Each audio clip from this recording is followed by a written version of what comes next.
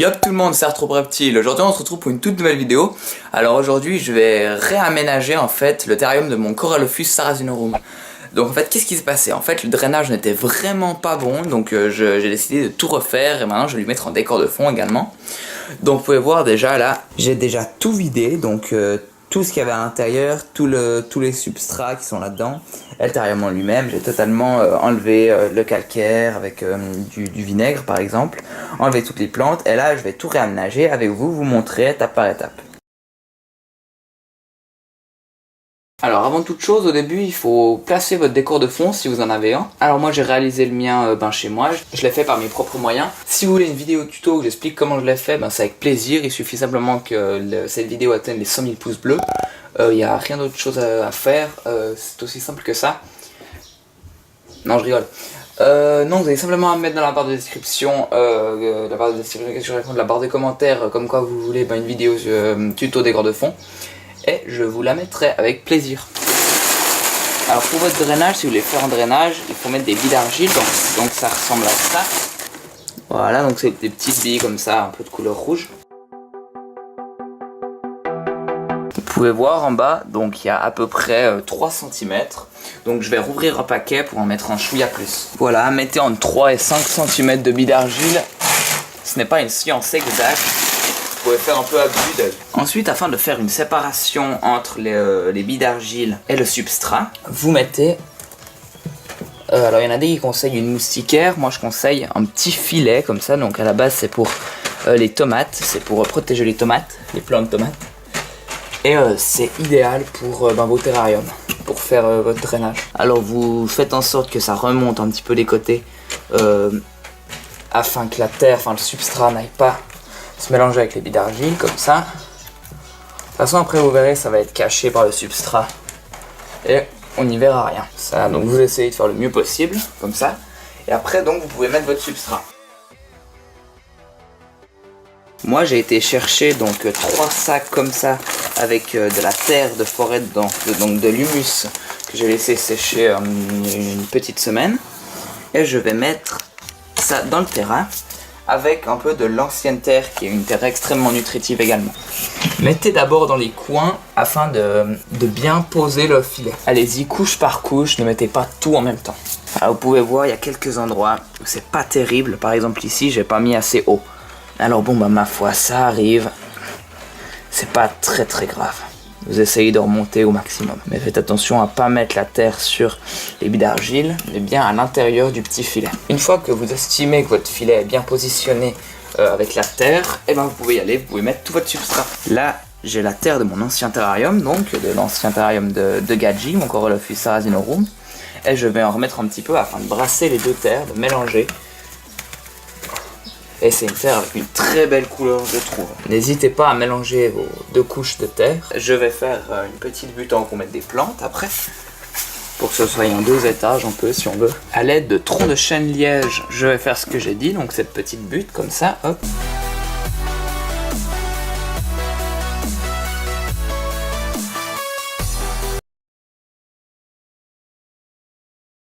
Lors de la création des structures, comme ici par exemple, ou bien lorsque vous planterez les plantes, laissez vraiment libre cours à votre imagination afin de créer le truc le plus naturel et le plus beau possible.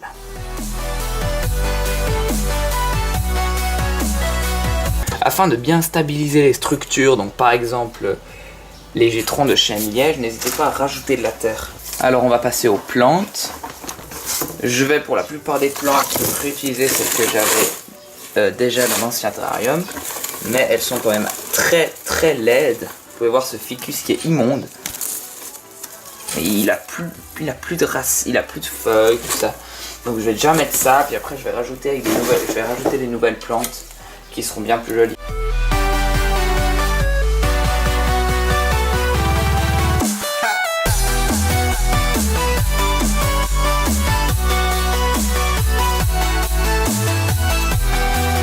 Là vous avez une vue d'ensemble, donc vous pouvez voir que le ficus occupe que l'espace aérien vraiment, et tout là c'est vide. Donc il faut rajouter la masse de plantes au sol. Je nettoie un peu parce que c'est un peu dégueulasse. Il faut rajouter la masse de plantes donc au sol afin d'occuper l'espace. Si vous voulez mettre des ficus, je vous conseille de les mettre un peu en hauteur, comme sur la petite estrade que j'ai fait là.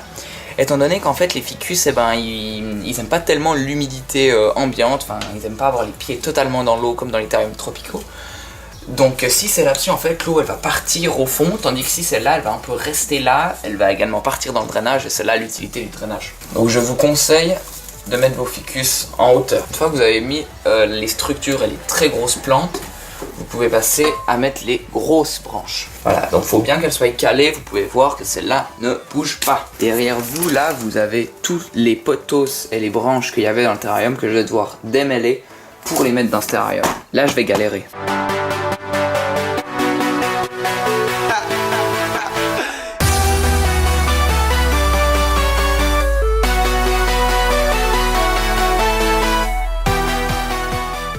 Je vous conseille également de mettre des bambous à la verticale comme ceci, parce que c'est très joli quoi, après c'est des questions de goût, mais c'est une question de goût, mais voilà. Et puis il faut qu'il y ait des branches à l'horizontale, des à la verticale, des qui sont en oblique, il faut un peu varier, il faut pas que toutes soient la même chose. Quelque chose que j'aime beaucoup, c'est mettre des poteaux qui s'enroulent autour des bambous. Je vous le conseille. Enfin des bambous, je dis ça des bambous parce que c'est ce que j'utilise moi. Donc vous pouvez mettre toutes les branches que vous voulez.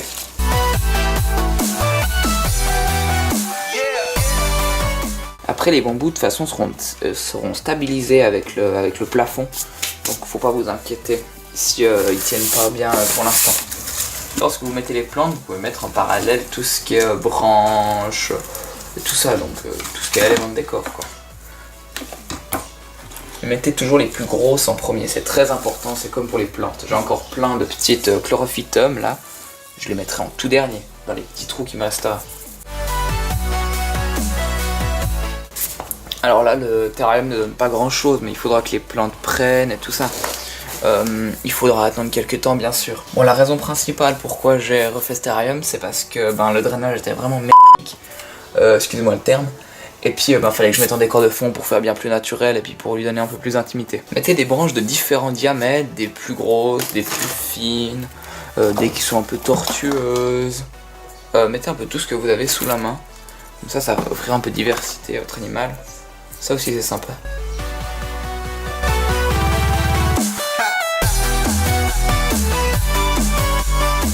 Occupez vraiment le 100% du terrarium que vous avez à disposition. Je vois souvent des terrariums où il n'y a que ça, il n'y a que la moitié qui est occupée. Et vous savez, c'est que des fausses plantes qui sont ventousées à la vitre. Donc ça me fait rager. Donc évitez de me faire rager s'il vous plaît. Ne mettez vraiment pas trop de plantes. C'était l'erreur que j'avais fait dans l'ancien terrarium aussi. C'était qu'en fait j'avais mis trop de plantes et puis au début c'était des petites plantes puis après elles ont grandi et puis elles sont devenues vraiment gigantesques et puis il y avait en fait trop de végétation, ils pouvaient plus, enfin alors oui ils pouvaient se cacher et tout ça, il y avait bien assez de végétation pour ça et c'était très bien, mais pour d'autres aspects comme par exemple sauter de branche en branche c'était impraticable. Impraticable, on dirait que je parle d'une piste de ski tu sais. Oh cette plante là elle a une histoire, vous voyez un peu à quoi ça ressemble, voilà, ça se trouve dans à peu près tous les magasins. Et puis je savais pas en fait que j'en avais une dans ce terrain, puis j'ai réfléchi, puis j'ai vu cette graine. En fait cette graine c'était qu'il y a quelques années, c'était même l'année dernière, j'ai été en Guadeloupe. Et puis j'avais ramené une ou deux graines je crois, puis je les avais plantées dans certains de mes terrariums, et je savais pas en fait ce que ça allait donner. Et aujourd'hui, quand je fouille dans mon terrarium pour enlever en fait toutes les plantes de mon ancien terrarium là, que je suis en train de refaire là, je trouve cette plante. Et c'est là que je me suis dit en fait que j'avais réussi quoi. J'avais réussi à faire pousser une petite graine que j'avais ramenée de l'autre bout du monde. C'est assez sympa tu vois. Donc tu vois c'est un petit palmier en fait. Après ça a donné un petit palmier. Je pense qu'en fait je vais même pas le mettre là-dedans. Je vais le faire pousser en dehors. Et puis j'ai un autre terrarium en projet. C'est pas tellement un terrarium. Je vous en parlerai en temps voulu. Et puis je mettrai sûrement dedans. Ça, vous connaissez, c'est de la Chamaedorea elegans. C'est très bien aussi pour les terrariums. J'utilise aussi ça pour mes menthes. C'est hyper bien parce qu'elle peut s'accrocher un peu partout. Étant donné que ça n'a pas trop besoin d'humidité, mais ça a quand même besoin d'eau quoi, c'est pas une plante désertique. Mais étant donné que c'est pas du nénuphar, et je les ai mises un peu en hauteur pour pas qu'elles aient de l'eau dans les racines. Mais bon, le but du drainage avant tout, c'est qu'en fait l'eau, elle s'écoule et elle aille dans les billes d'argile qui sont imputrescibles, donc qui ne peuvent pas pourrir, afin de ne pas faire pourrir la terre et par la même occasion les racines, vous voyez. Elle est immonde cette plante, donc ça c'est aussi une Chamaedorea. Elle est immonde, je vais pas la mettre, c'est dégueulasse. On va mettre les petites... comment ça s'appelle?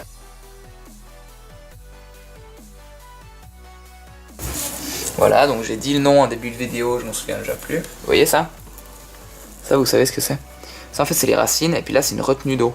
Donc, dedans, c'est de l'eau. C'est en cas de sécheresse. C'est vrai, en plus. Enfin, c'est parce qu'elle a été élevée. Enfin, élevée, ouais, elle a poussé dans un milieu humide. Et puis, ben, elle a assimilé énormément d'eau. Puis, au cas où, si un jour, elle a plus assez d'eau, eh ben, elle est recherchée dans ses réserves. Ingénieux, n'est-ce pas? Ah ouais, la nature est bien faite. Bah voilà, je crois qu'on a gentiment fini. Je vais vous montrer un peu ça de plus près. Ici, j'ai mis un petit support pour mettre la compote. Donc vous pouvez voir, c'est simplement en fait un petit fil de fer enroulé de plastique. Vous pouvez acheter ça dans les magasins, ça se trouve assez facilement. Que j'ai enroulé autour du bambou. Par la même occasion, j'ai enroulé le poteau, comme ça pour qu'il tienne bien. Et en fait, je fais pile à la dimension pour pouvoir mettre la petite compote comme ça. Puis il pourra accéder par là, il pourra accéder par là, enfin il peut accéder partout. Comme ça sera relativement facile. Au fond, vous pouvez voir, il y a le décor de fond, donc c'est hyper pratique, ça fait vraiment un espace assez fermé. Donc je suis assez content du résultat quand même. C'est pas le plus beau terrarium de tous les temps, mais je suis assez content. Et lui, ça sera parfait pour lui. Donc je vais vaporiser tout ça pour mettre un peu d'humidité. Et puis on se retrouve après quand je mettrai Gadji dedans. Allez, c'est parti. Voilà, le terrarium est entièrement fini, j'ai bien vaporisé. Alors, le gecko était dans cette boîte en attendant, avec une fausse plante à laquelle je vais soigneusement mettre le feu après avoir interrompu cette vidéo. Je déteste les fausses plantes, donc je vais prendre l'animal avec précaution. Vous pouvez voir qu'il est extrêmement rapide. Il faut qu'il se calme, mais il est très très stressé. On va le remettre.